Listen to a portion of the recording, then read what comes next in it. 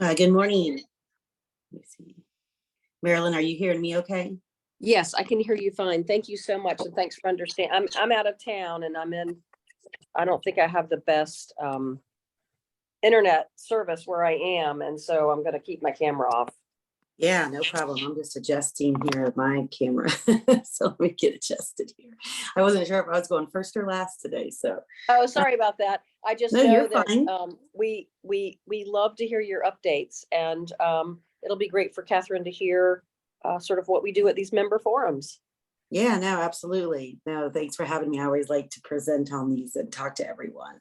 I was thinking yesterday when I was thinking about kind of what we wanted to cover today, we should come up with some like catchy title, like, the OSHA Minute, even though it wouldn't be it wouldn't be a minute, it would be longer than that, but come up with some catchy title.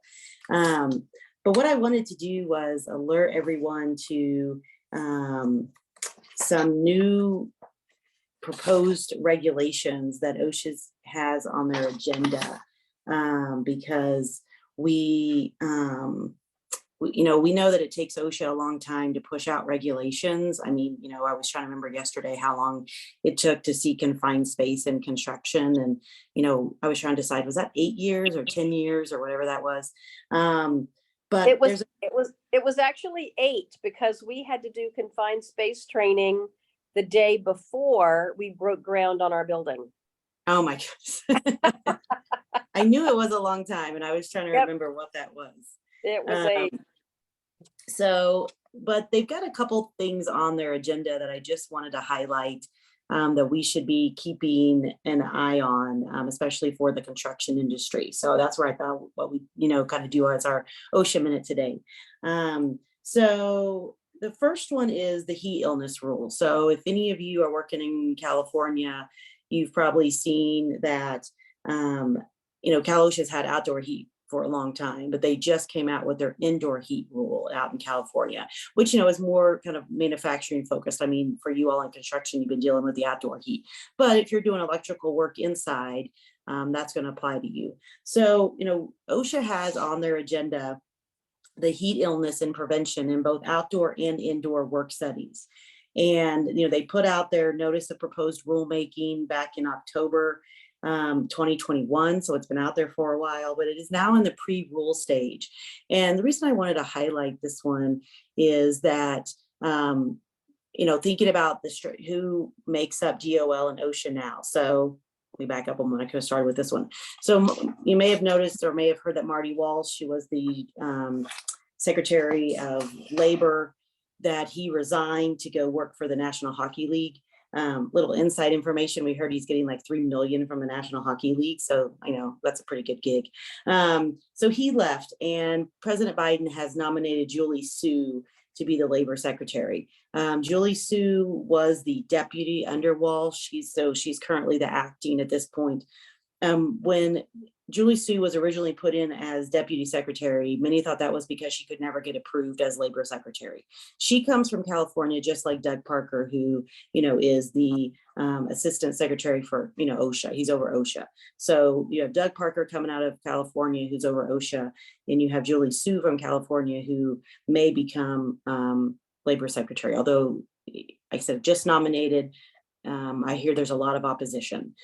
So with that backdrop, that's why we think that the heat rule is a priority for this administration, and potentially to be pushed out. So, if you've not ever dealt with the California rule, this is something to put on your radar, because one of the things, and let me get my notes here just to give you a little bit of a heads up as to what's all involved with like an outdoor heat standard. So typically there's protocols for access to drinking water, which means, in California, they regulate how much water you need to have on site, depending on how long you're there, based on are we in heat or high heat. We've got to have designated shade and cool down areas, designated break time, health monitoring. So that puts a burden on your supervisors to actually be trained to recognize symptoms of heat illness and respond to it. So emergency response is part of the rule. and then having this, an overall program, and so what we'll see a lot of times in California is if someone gets cited for heat illness, like someone has a heat stroke or something happens, they usually follow that up with a citation that the supervisor failed to monitor, because obviously if the supervisor was monitoring, this person would not have gotten to the point they did. It's not always true, but we see that citation. So just wanted to at least put that on your radar. If it's not there, because we anticipate that that's going to be a focus just based on who is part of the administration right now.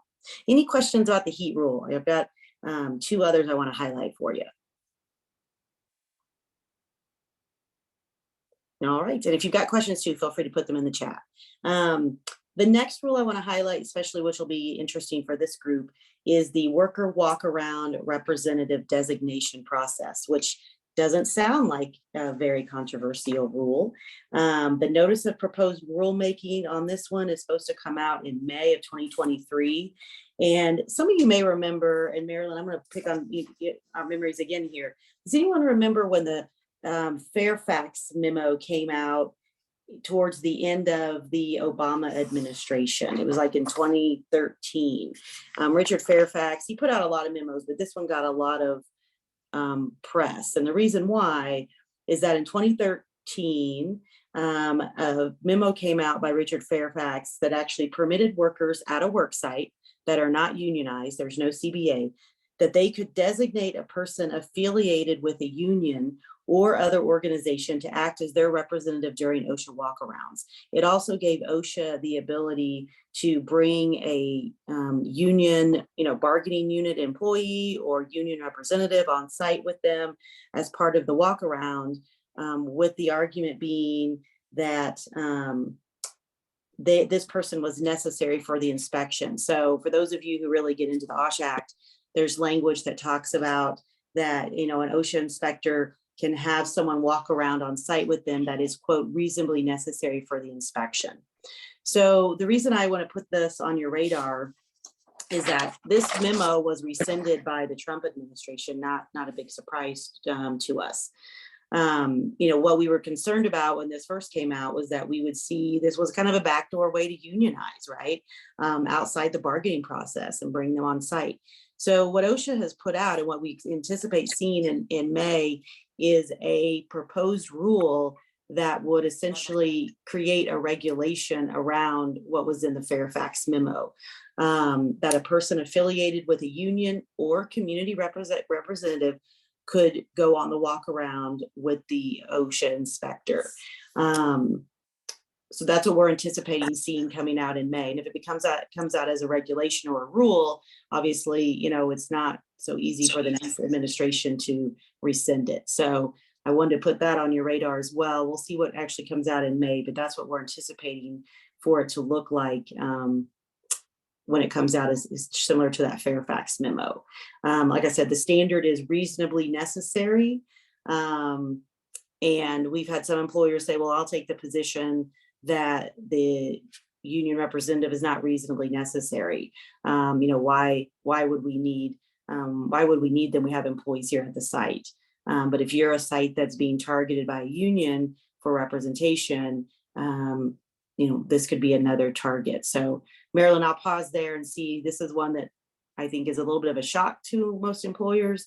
It was a shock when the memo came out, and we'll see what comes out in the regulation, but I'll pause there for a minute. If anyone's got any questions or even comments about that one. Yeah, is there any, this is Dave Scott, is there any comment period or anything like that is there any recourse or, the Merit Shop voice, can that speak? Good question, David. There will be. So once it comes out, like I said, right now it is in, I'm looking in my notes.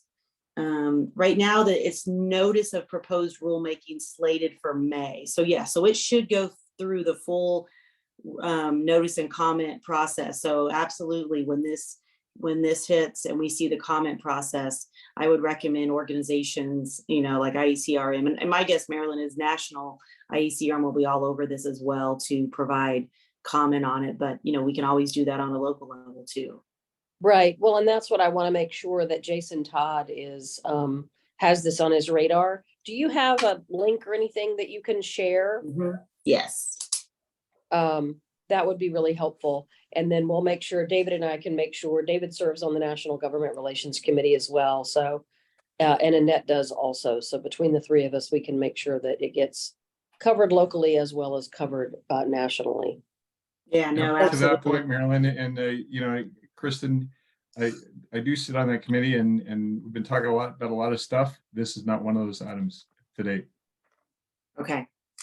Yeah, it's like I said, when the memo dropped back in 2013, to be honest with you, we really didn't see a lot of activity here in Colorado around it. I was trying to think if I even had an employer who raised this, that they had seen it. I know that throughout my practice group, we had heard of others that have dealt with it. I'm not sure that it really made its way out here. You know, but that's not to say, I mean, if it drops as a rule, that's totally different, you know, right? So, you know, but as we know, rulemaking is slow and long. So we don't have to, you know, have too much heartburn yet, but yeah, let's have it on our radar and make sure we get comments on it. Well, and we'll be in Washington in June. We're going back to you know, the US Day at the Capitol. So, you know, this might be something too to also bring up. Yeah, absolutely. The last one I was going to highlight for you this morning is OSHA has put out, or what they've proposed is that they want to propose an interim rule to provide clarity on their subpoena power. And I want to break that down a little bit. And they've said that they intend to adopt this in 2023. So there's no current draft of this proposed regulation. And what's interesting, to David's point, while the last one would go through notice and comment rulemaking, OSHA stating that they're going to propose this as an interim final rule, which means it would take effect without prior public input. So, you know, we saw that obviously during COVID. You know, it's typically very rarely used and only in emergency situations. Usually, you know, they have, well, not usually, they have to justify a reason for not following rulemaking process. It's supposed to be time sensitive, like, you know, COVID was. OSHA has not yet put forth its reasons why it's considering this to be emergency, or at least time sensitive.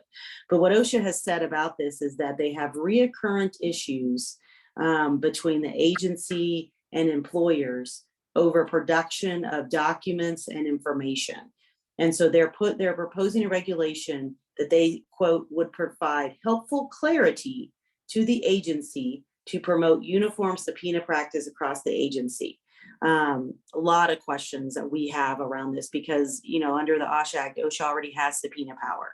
So, you know, obviously when you get a request, typically there's not subpoenas involved unless you get to the point that you can't come to an agreement over what information or what documents they want.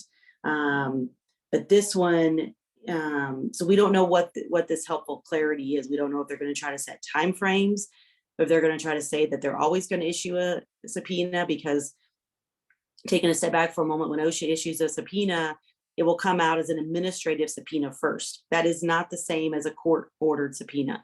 An administrative subpoena, it's usually signed by the area director. You make an objection. If you still can't agree, they actually have to go into court at that point and get a court-ordered subpoena to actually force behavior.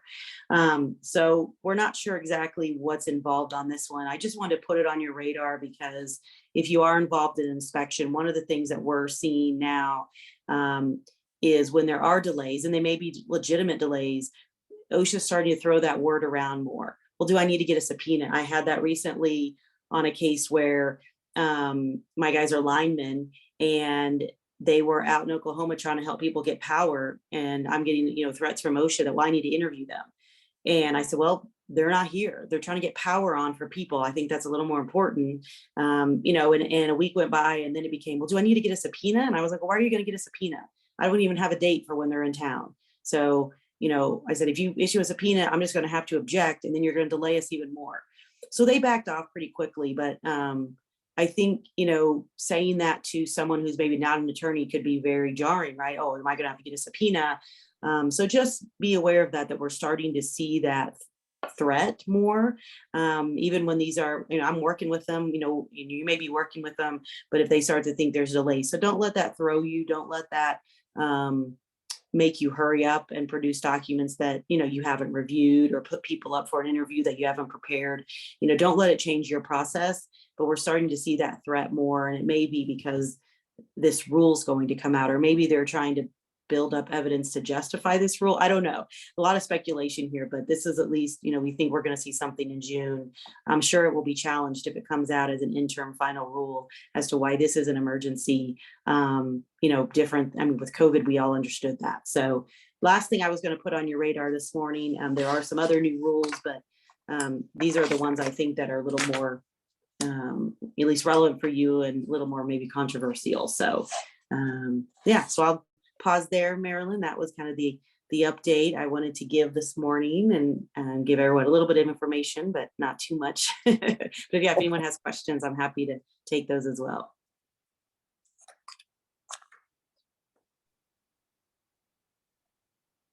Any questions? Feel free to unmute if you have a question. If not, Kristen, thank you always for great information. This is always really helpful, and I know our members appreciate it. And we'll do a little bit of summary of this from today's recording, and make sure that all of our members get the information to have this on their radar. Okay, thanks. Yep. Awesome. So Kristen, thank you. You're welcome to stay with us if you have the time and hear about what's going on with apprenticeship in Colorado. And David, before I introduce Catherine, would you like to introduce Catherine? This was your, I know Catherine, and she's been such a great person to work with. She was our keynote speaker at our graduation last year for our apprentice community. But I don't know if there's anything, David, that you would like to say before we turn it over to Catherine. All right, so David is probably not having the same technical concerns that I have, but it looks like David is on chat. So Catherine, I'm going to turn it over to you. Catherine is the director of the State of Colorado Office of the Future of Work, and has been leading and overseeing the transition between the move from the U.S. Department of Labor Registered Apprenticeship Program to the state. And in addition to that, in addition to that role, Catherine has really been doing a lot of advocacy work on the importance of apprenticeship, particularly serving underserved communities. And with that, I'm going to turn it over to Catherine for her presentation today. Catherine, thank you for joining us. Yeah, thank you so much for having me. And I'm just, as a heads up, I'll be able to share my slides afterward, and I'll just go to the next slide because you already heard who I am. So I'm Catherine Keegan. I'm the director for the Office of the Future of Work, as was shared. And my goal today is to give you a bit of information and about the Office of the Future of Work and the future of work trends that we're paying attention to. And then I'll provide an update on where we are with the State Apprenticeship Agency transition. So we'll have kind of a macro view of the trends we're paying attention to and why apprenticeship is so important as we move into the future of work. If you have any questions, please feel free to drop them in the chat or raise your hand or interrupt me. I'm happy to take those as we go. So just as background on the office, in case you haven't heard of it, the Office of the Future of Work was originally established through an executive order from Governor Polis in 2019, in September 2019. And so at that point, the mandate for the office was to identify the future of work trends that were impacting Coloradans or would impact Coloradans, and then to raise awareness about those impacts and identify policies and program solutions that would help create a resilient Colorado. And so throughout those last 3 years, we've been working to do research, to understand research done by other partners, to really understand, why the economy looks the way it does now, and what are some of those interventions or models that we really need to focus on in order to prepare Colorado. And so that's where in 2021, when legislation passed to establish a state apprenticeship agency within the Colorado Department of Labor and Employment, our executive director, Joe Barella, decided to place that apprenticeship agency in the Office of the Future of Work so we can really connect this powerful model to the future of work and help grow that. The other sort of key initiative that I'll describe a little bit is on digital literacy and inclusion, or this sort of umbrella term of digital equity. So while the broadband office is focused on, physical infrastructure, we're really focused on adoption of the internet and making sure that everyone has the devices, digital skills, and affordable broadband access for work, learning, and daily life. Though I will say we are also partnering with the broadband office to develop their workforce plan, which is required by some of the federal funding. So would love any feedback you have about that, since I know there's a lot of intersection with broadband deployment, telecommunications, and a lot of the industries that you all work in. Beyond those key initiatives, like I said, we do research to understand future of work trends. We're sometimes really mandated by legislation to do reports on various topics. So a couple of years ago, we did a report on independent contractors and the access they have to public benefit programs. And we do a lot of advising of CDLE divisions and other partners on those future of work trends. So that's the Office of the Future of Work in a nutshell. It was codified into statute just a couple weeks ago, which we're really excited about. So it goes beyond that executive order now and is really set up within the Department of Labor and Employment to continue this research and to really serve as sort of an incubator for future projects related to the future of work. Catherine, do you mind if I interrupt 1 second? You use the term independent contractors in the work that the Department of Labor is doing. And I just want to clarify for the contractors that are on the call that when she says independent contractors, she means totally independent contractors, 1099 kind of contractors, not independent electrical contractors. So I just want to clarify that those are different things.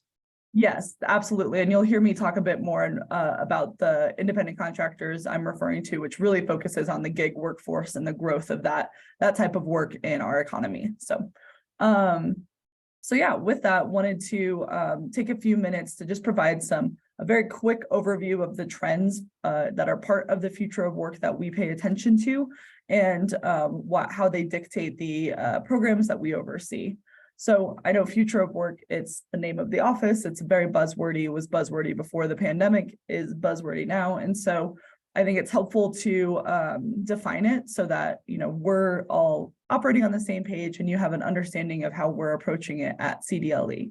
So when we say future of work, we're really referring to a combination of forces: globalization, technological advances, the changing demographics in our state, and market forces. So each of these forces has an impact on the work that's available, the skills needed to do that work, and who is available to do that work. So it's not one thing that we're paying attention to, but really the impact and combination of these forces. And so I'll go through each of these trends again at a very high level. I don't pretend for these to be like in-depth overviews of complex topics like globalization, but just some of the key impacts that have affected the jobs that are available and the skills that are needed. And then the other thing I like to clarify is that future of work is a bit of a misnomer because many of these trends that you'll hear me talk about have been at play for decades. So while we're seeing different impacts play out more recently, and we expect future changes, a lot of these forces are not new. And so when we say future of work, we're really talking about now and how we can prepare resilient workers and communities in the future. So again, just a very quick overview of the key trends related to globalization and market forces and some of those impacts. So when we're talking about globalization, we're just referring to that increasing internationalization of markets for goods and services, means of production, financial systems, and in particular, we look at the DHL Global Connectedness Score, which they've produced since 2001. And when they look at globalization, they're really looking at sort of 4 key things: the impact of trade, capital, information, and people as it relates to international markets. So as you might expect, when we were in the peak pandemic period, there was huge decrease in the internationalization of people and trade, but we saw that capital and information continue to steadily increase. And we've seen even trade and people have continued to kind of rebound post-pandemic. So while there was some talk about, increasing regionalization and because of the supply chain disruptions, we're actually seeing by and large that more and more connections are taking place and globalization is expected to continue. And this has an impact, of course, because when we have in international markets, we have opportunities for people to work anywhere. When we have extended supply chains, it puts a lot of pressure on some occupations and has done so for the past 30, 40 years, while also creating tons of opportunity for other occupations and industries. And so what this is showing is just the increased internationalization of companies that really began in the 1980s, and with some dips has really extended and continued since then. And so we've seen that a significant percentage of jobs in manufacturing, customer support, and related functions were those jobs that were most likely to be impacted by disruptions due to globalization. So globalization, along with technology and some of these other forces that I'll get into, have really led to a proliferation of low-wage work across the United States and across Colorado. So this is one of the key things that we're paying attention to, especially as we work to identify workforce development solutions to help people find sustaining wages after the pandemic. We know that low-wage workers were most likely to be in jobs that were disrupted by the economic closures of COVID-19. And the reality is that many Coloradans were not experiencing economic success prior to the pandemic, before the pandemic complicated things. So this report is from the Brookings Institution, and what they were looking at is the percentage of low-wage workers across the US. They found that for the workforce that was in place in 2017, that 53 million people across the US were in a low-wage job. And that low-wage definition is based on their particular geography and the cost of living there. And they looked at it for metro areas across the US. And so I pulled out all the ones for Colorado. We see that in 2017, 40 to 47% of the workers that were working were in a low-wage job. And for the most part, that was an increase over the previous 10 years, where more people were working in low-wage jobs, while at the same time they were earning less money. We see that the earnings were decreasing. So we have this huge pressure that a significant portion of our labor force was feeling because they couldn't make ends meet. And then as we come out of the pandemic and see the disruption for a lot of these workers, a lot of the conversation is, how do we transition people out of this work so that they can go into higher paying jobs or more in-demand jobs, which is definitely the question that we need to be asking and figuring out. And I think apprenticeship is a huge part of that solution. But I think it's also important to understand how challenging that transition is for so many people. This report was looking at the likelihood of an individual leaving low-wage work based on how many years they were in a low-wage job. So they found that for every 4 years someone was in a low-wage job, their likelihood of leaving low-wage work decreased by half. Year of working in low-wage jobs, the likelihood of ever having a high-paying job was less than 1%. And so as we think of all of the people who are in low-wage jobs who are looking to transition out of those pathways that exist become really narrow and really competitive. And so our job at CDLE and what we're thinking about in the Office of the Future of Work is to make sure there are as many accessible pathways as possible so that we're supporting employers to figure out how they build the talent that they need and connect with the talent they need, while also providing supports for those workers to connect into those quality pathways and jobs. The other complicating factor is just the growth of gig work, or the independent contractor workforce in our context.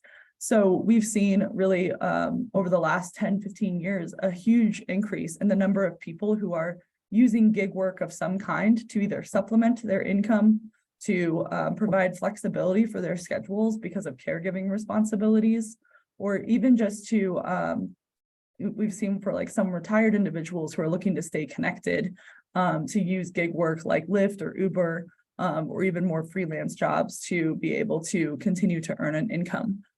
This is a part of our labor market that hasn't been really set up to be served by our traditional systems because, by nature, these are independent workers who are, in some cases building their own businesses, other cases are using a technology platform to facilitate their work and their income. And so this is sort of the charge ahead for us as well, as how do we understand how people are really piecing together their livelihood using a mix of traditional and often gig work to make their themselves self-sufficient and to manage the various needs that they have. And so that's a lot of what we'll be thinking about as in the future work is how we can support those workers in piecing that together, talking about the skills that they learn from gig work and applying that if they want to transition into a traditional job. So that's my very quick overview of very complex things around globalization and market forces. And Lisa, I saw your question in the chat. It's a great one. I will follow up with you because I'm actually not sure if they account for that, but I think that's a great thing that would, change the dynamics there, especially in those university towns. So I'll follow up with you for sure.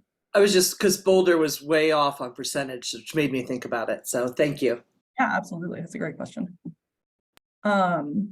Okay, so moving into the third force besides globalization and market forces that we're paying attention to is, who makes up our workforce? And if you all have ever had a presentation from our state demographer, Elizabeth Garner, she goes really deep into this and in a really helpful way, I think, especially for employers thinking about how they plan for their workforce. So I'm going to do a very mini version of that.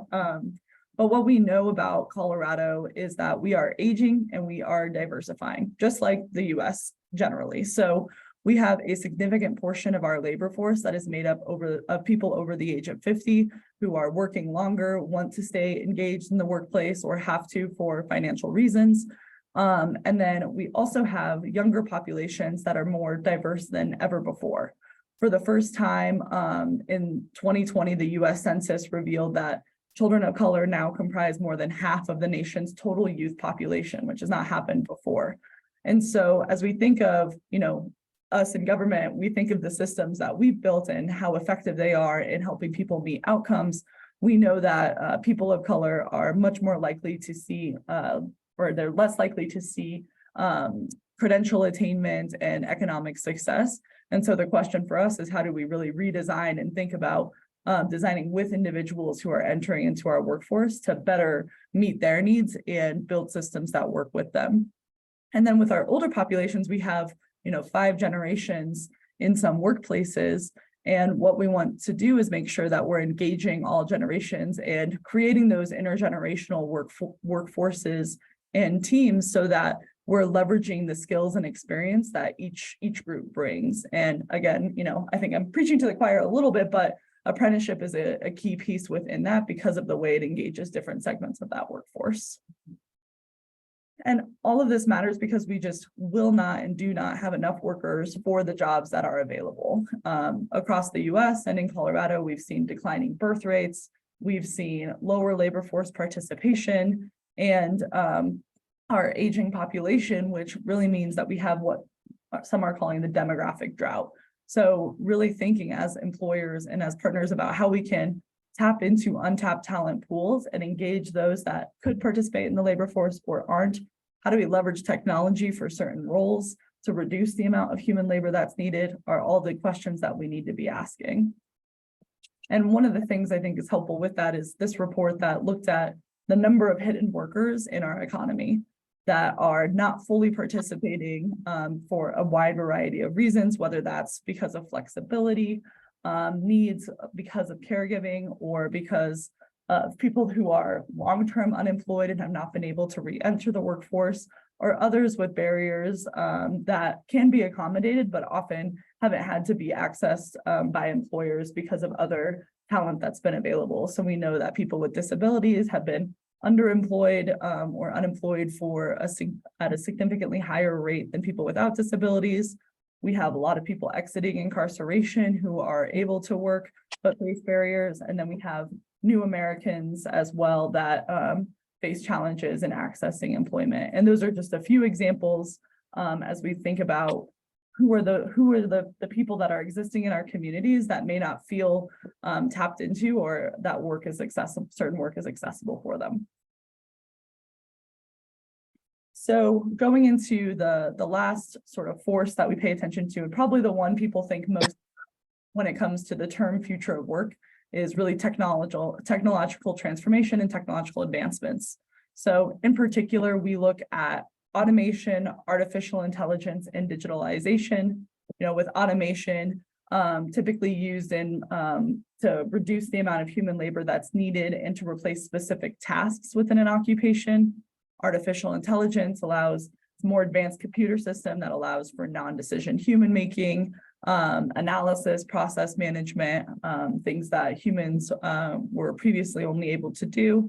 And then digitalization, just referring to the increased use of digital technologies in our work life, in our personal life, whether that's using GPS for our personal navigation, or to track systems to optimize fleet operations, or we think of using Zoom, project management tools, other communication platforms. Really, digitalization is the way I think we've interacted with technological advances more and more in our day-to-day lives. And so we've seen that AI adoption is increasing, and that the application of artificial intelligence across various industries is increasing. We've seen that about 50%, according to the McKinsey State of AI survey in 2022, 50% of the 1,800 employers that they survey across the world, representing, you know, different industries and different sizes of companies, are using artificial intelligence in at least one business unit. We've also seen that for that increase that have adopted artificial intelligence, that not only are those occupations that are specifically technology related in those employers are requesting higher levels of technology skills, but even non-tech related jobs in those companies are, we're seeing job descriptions change and require higher levels of digital skills. And then we have automation. This is from a study that was done in 2016, where they were looking at the tasks within an occupation in each industry that could be done by automative technology. So it doesn't mean that every company was adopting technology to do those tasks, but just that the likelihood or the capability of technology to do with tasks within an industry was the analysis that they did. So you can see that in accommodation and food services, that 73% of the tasks in those occupations could be done by technology. Manufacturing, you have 59% of those tasks within that industry could be done by technology, followed by transportation and warehousing, agriculture, retail. Then on the far right, you have sort of the industries that are less likely to be disrupted, with educational services at 27% of those tasks that technology could do. IT, healthcare, professional, scientific, and technical services, all anywhere from 27 to 36%. But thinking about our workforce shortage, thinking about these critical industries where we need workers, I think it's really compelling to think about that a quarter to a third of tasks technology can do. And so if we are adopting technology to its fullest potential, what does that leave room for in terms of the human skills that are applied? And so that as part of the transition that we really need to prepare for. So technology, you know, is often feels very like a modern phenomenon, or that has impacts in our current day, but we've actually seen that the adoption of automation has already had a significant impact on a variety of workers since the 1980s. So what they found from this report was that because of automative technology adopted in different occupations, that individuals without a 4-year degree were more likely to be in those jobs that automation displaced. And so as a result, we've seen a significant change in hourly wages for those workers that don't have a 4-year college degree. By no means am I saying that, oh, everyone needs a college degree in order to do this, but really just showing the pressure that has been put on some segments of our population, and how that's really led to a polarization in our labor market. So we've seen that those individuals who were in those jobs that were disrupted by technology, they then were entered into the labor market and were competing for low wage jobs where bachelor's degrees weren't used as proxies for those skills. And so you had a huge segment of the population that was competing for these low wage jobs, which drives down wages and leads to this proliferation of low wages that we've seen. And so what we're, in Colorado and what we're really trying to promote is how do we really promote skills-based hiring so that we're not pretending that a bachelor's degree tells you everything about a candidate or what they can do, but that we're focused on skills as the currency of the future so that people have the opportunity to apply the skills from a wide variety of life experience, learn new skills, and be successful in new occupations because we know industries are changing every day.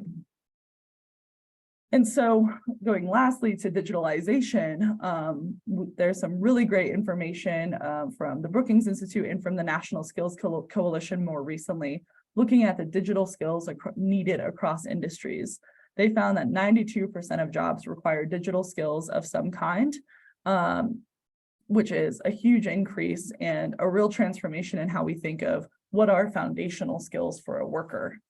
And the report on the right is looking at the increase in jobs that really require digital skills as a core component of what is needed for the applicants. So we've seen really across all Colorado MSAs an increase in those digital scores or digitalization scores. And so while we might have assumptions about who has digital skills and who doesn't, the fact of the matter is we have significant gaps across the board where in construction, transportation, and storage, you have 50% of the workers who have limited or no digital skills. Education, you have 15%, which is the lowest number on this, but still a very high number when we think of the entire workforce. And then across age groups, we see really big gaps in terms of who has the digital skills they need to be competitive. So while there's sort of this myth of the digital native and younger people's ability to work with technology, we find that they're able to use technology in like very specific contexts for social media or for specific things, but the ability to apply that to different jobs, to different needs is where there are huge gaps. So it's a challenge that's facing all of us. I often ask, when I do presentations for everyone to reflect on how many digital skills you've had to learn yourself in the last 6 months or the last year. And so thinking about our own future of work and what's needed for us and for the people we work with and how we embed digital skill development, because we know that the half-life of tech skills is about 5 years. So we all have to keep learning or we'll be left behind in this economy or just working harder and not smarter without using technology to its fullest. So all of this leads to, what are we trying to make sure every worker has? What are we trying to build in Colorado? What are those skills, mindsets, and supports needed for success in the future of work? And so based on the research, what we found is that what we need are more T-shaped workers that have those foundational skills of a digital economy that make up the top of that T, and then that specific knowledge that is relevant for that occupation that you're in. So those technical skills that you learn for the occupation you're working in. Those foundational skills look a little bit different than they did 10 years ago, 15 years ago. What we know is that every individual needs a combination of human skills, digital building blocks, and business enablers. And so we want to make sure that we're investing and promoting programs and models that really help individuals build each of those skills and apply those skills in different contexts. And so not to bury the lead or to give a spoiler, but that's why we think apprenticeship is so important, because it really embeds each of these skill development opportunities as part of the core model that it is creating for workers across the board. And so as I now transition into talking a bit about those key initiatives and giving you an update on the apprenticeship work, these are just sort of the 4 key impacts that we're really paying attention to. And again, what we're trying to prioritize and invest in at the state level. So making sure we're developing those future ready workers, creating viable pathways out of low wage work, making it easier for employers to tap into untapped talent pools, and then developing those sustainable and strategic talent pipelines based on what we know about how work is changing. And so this is a horrible slide, and I acknowledge that because there's so much text on it, but I'll just tell you that this is an overview of our digital equity work. So we're actually working to build the state's digital equity plan, which is required as part of the federal IIJA Infrastructure Act. So we have funding from the federal government over through November to build our state plan. And then we'll actually have funding to implement this plan over the next 5 years.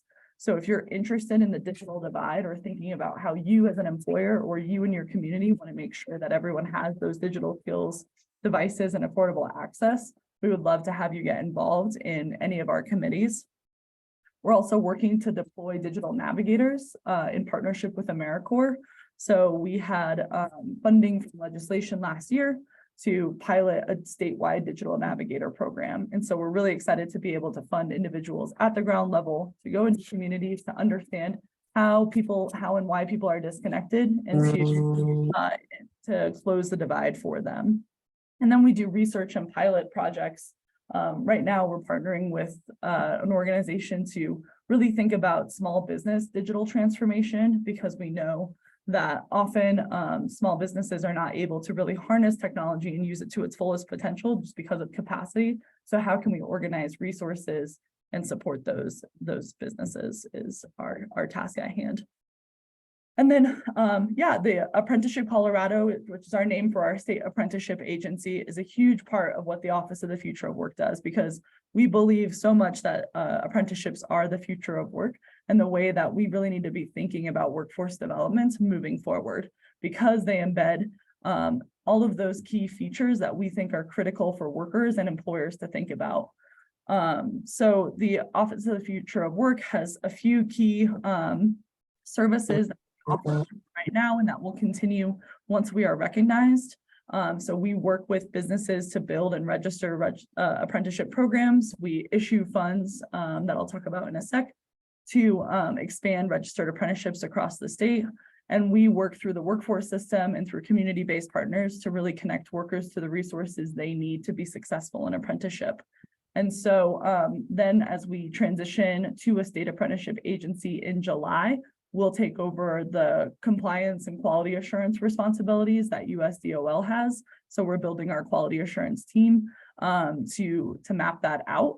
I believe a few folks from IAC's network have participated in some of our customer-centered design process, but because this is, our first foray into building out quality assurance for apprenticeship in Colorado, we want to make sure that we're doing that and are informed by all of the people that already operate apprenticeships and see what they need in terms of technical assistance. So if you're interested in learning more there, we would be happy to connect you to the quality assurance team so you can tell us what would be most helpful as we make this transition. This is, again, just another visual of the services that we provide. One point I wanted to make is that we do have a DEIA specialist, Londell Jackson, who some of you may know from his time at IEC, but he is working with all of our apprenticeship partners that we provide grant funds to really think about their affirmative action and EEO plans, and also generally to promote DEIA principles and strategies to think about how we create welcoming and supportive environments for those untapped talent pools. So that was one of the key features I wanted to highlight, and in addition to the program development, funding opportunities, and quality assurance that we will be providing. So I know I have taken a lot of time talking about just the general future of work trends. We will be having a state apprenticeship agency specific info session where we'll be gathering all of the feedback and questions you might have. I'm happy to take any questions now to help inform that session. But definitely encourage everyone to attend or to share this flyer, because we know that some people have been super engaged in the state apprenticeship agency transition and other people may be hearing about it for the first time. So we want to provide an overview of what that transition looks like, who our team is, and go into a little bit more detail there. So definitely encourage folks to check that out. And this is just a snapshot of the new industries or the new registered apprenticeship programs by industry to highlight some of the key changes that we're seeing as apprenticeship grows. One of the things that is important, I think, to understand is just the way that our state apprenticeship agency is set up and our state apprenticeship council is set up, because Colorado is unique in really thinking about both the building and construction trades and also the new and emerging industries, and understanding that apprenticeship programs have different needs in those industries. So our state apprenticeship council is made up of 2 committees, one for the building and construction trades that Maryland is part of, and then the other is for new and emerging industries. So we can think about how we build programs effectively for and build rules and supports effectively for each of these industries. This is, I won't go through this, but just as a resource for all of you, if you have questions or are interested about how to engage specifically with different members of our team, we have supports for job seekers, we have supports for employers, and we have funding opportunities that I will talk about right now. We just launched our second round of scale-up grants, which are up to $50,000 grants for organizations to develop or expand a registered apprenticeship program. So we did our first round last fall, and it was very successful. And now we have our second sort of tranche of funding available, and we're really excited to be able to offer that. And I will definitely share the slideshow, and the links are active in there, so you can click on those to get more information about each of these pieces. And then, yeah, before I just go into questions, just if you're interested in partnering on either digital equity or apprenticeship, we have funding opportunities, we have training and technical assistance available. We have monthly expansion calls that are open to anyone in the apprenticeship universe to learn more about what's happening with Apprenticeship Colorado. And so we're happy to invite any and all of you to that. And then, yeah, with digital equity, we have working groups and some funding available as well to support the research that we need to do to understand the digital divide. So also, just as a preview for when you get these slides, we have a growing team, and you can connect with any of our staff members to learn more about their specific services. Apprenticeship Colorado is led by Denise Miller, who's our State Apprenticeship Agency Director within the Office of the Future of Work. So many of you may have seen her at various events, and she's really leading the charge for this transition as well. And then our specialist team is the team that works on program development and supporting expansion of programs. And then our quality assurance team will be taking over those compliance responsibilities from USDOL.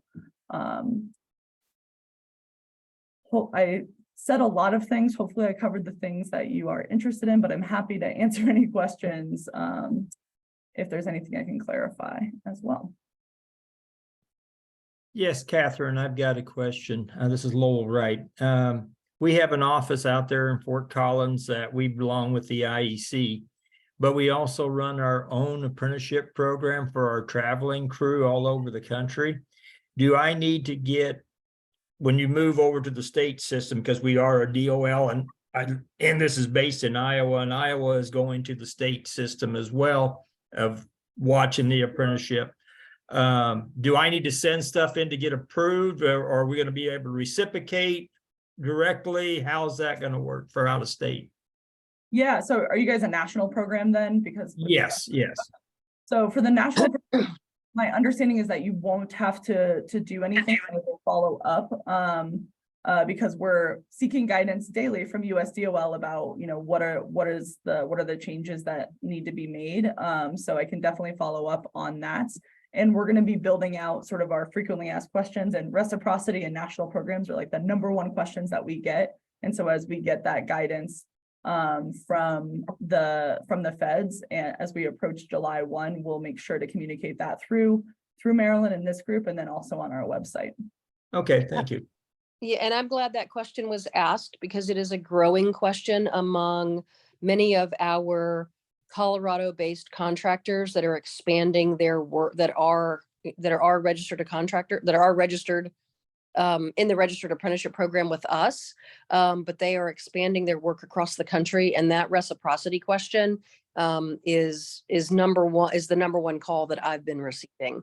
So really, really important to make sure that, and Catherine, that was one of the things that I thought might come up in question today that I had wanted to talk to you about, because with globalization, people are working everywhere, not only where they're hiring from, but where their projects are.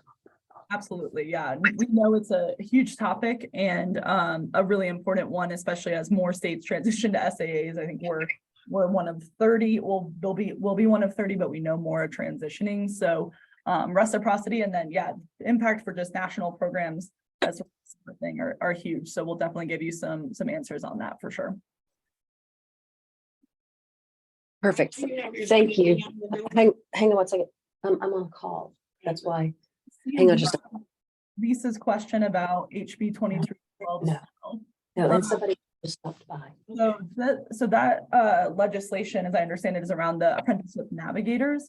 And so what it's trying to do is really build on the directory and do a pilot project in order to fund 2 navigators in a rural school district and an urban school district to actually build out resources and support those high schools in particular, but not limited to raise awareness about apprenticeship. So while we have the directory, which has a lot of great information, we find that because of the career counseling, ratios that, and just the huge job that career counselors have, that there's not a ton of information that gets shared about apprenticeship. And so we want to make sure that we're developing resources for that. So that's the intent behind that legislation, as I understand it. That's agency bill, and we've just provided like technical guidance because we administer the directory. So that's the goal there as I see it. Okay, thanks. Yeah. And then, so ChatGPT is super interesting. I think there's been a lot of great discussion, and I would encourage everyone to read the open letter that a lot of AI researchers and technologists produced, talking about, the dangers of releasing AI before it's been tested and without a lot of sort of regulations around it, because it can be harmful in some ways. I think ChatGPT presents like a huge opportunity, and it speaks to the need for everyone to have digital skills and human skills, because you can ask ChatGPT to create anything and it can, but it's not always accurate. And you need those critical thinking skills, the human skills, to be able to use it to its fullest potential. So I think it presents a really cool opportunity to think about how we leverage technology to make our work more efficient and potentially to be more productive. But I think we're a long ways away from it. I should say like long ways relatively, because it's all happening very, very fast. So I think there's a huge opportunity. I don't know if others have played around with it on the call. It's fascinating. And I think there's still a lot of kinks in it, and it'll be really interesting to see how it continues to evolve and what sort of rules come out around it, because I think it can be quite harmful in some ways, or it can be like a fantastic tool to help us do our jobs really easily. So. Yeah, Catherine, to that point, I have to tell you that I was presenting to a group of 6th graders about opportunities in the trades. And, I asked, what do I say? And it came up with, something that was very, very valuable. And then I asked it, how do I perform a tracheotomy? And it gave me the steps to do that. So if anybody wants to volunteer, I'm just saying. Well, there was a really interesting presentation I heard from, I don't know if anyone has met Franny Matthews from the Colorado Technology Association, but for International Women's Day, she was speaking about women in tech. And she asked ChatGPT, like, what advice would you give women in tech? And then she asked ChatGPT, what advice would you give men in tech? And it was, incredibly different advice. And, because it incorporates all the bias that is in the internet and in all the information that it pulls from. So yeah, I think it's sort of fascinating to see all the different use cases. I know some people that have used it for like presentations or for various like essays, or ask them to like write a history of someone that's completely fake, and it does it. So it's there's a lot more for me to learn about it, and I think the potential is quite exciting and scary. So Catherine, and David, it's Marilyn. Our monthly e-newsletter back in February, I interviewed ChatGPT about the future of the electrical industry. So for anybody that didn't read our newsletter in February, the e-news, go back and search your files and read my CEO letter, because it was Marilyn interviewing ChatGPT about the electrical industry and what it means to be an electrician. It was pretty funny. That's amazing. Yeah. I know Marilyn knows we've been doing a lot of like message testing in our council meetings as we try to promote, part of our role with Apprenticeship Colorado is to help like raise awareness about the trades and provide resources. And so now I'm sort of curious that if we should ask ChatGPT what marketing we should do. There you go. Hey, I might take that on as a council assignment and give you a report. And I know we're at time, but if there's anything else that would be helpful or that you'd like to see, I know I covered a lot of ground, and but happy to follow up. And my email is here, so would love to touch base or talk about any of these pieces further. So just really appreciate the opportunity to talk with you all. And I think my caffeine hit like halfway through the presentation, so sorry if I got too fast. Oh, no, you're Sorry. totally fine. And I'm sorry, David. I was just going to say, Catherine, if you will send us a copy of the presentation, we'll get it out to all the participants. And then we also do a recap and follow up that will go out to all of our members. So even those that weren't able to participate today will have a chance to review it. And David, I will turn it over to you to close us out. Right on, Catherine. Thanks, Marilyn. And Catherine and Kristen, thank you very much. I really appreciate you guys. I always a ton of information. I took a ton of notes. And Marilyn, thanks a lot for allowing me back into the meeting several times with my technology issues. Oh, no worries. That's all credit to Holly. Oh, right on. Thanks, Holly. Everybody have a great day. All right. Excellent. Thank you all.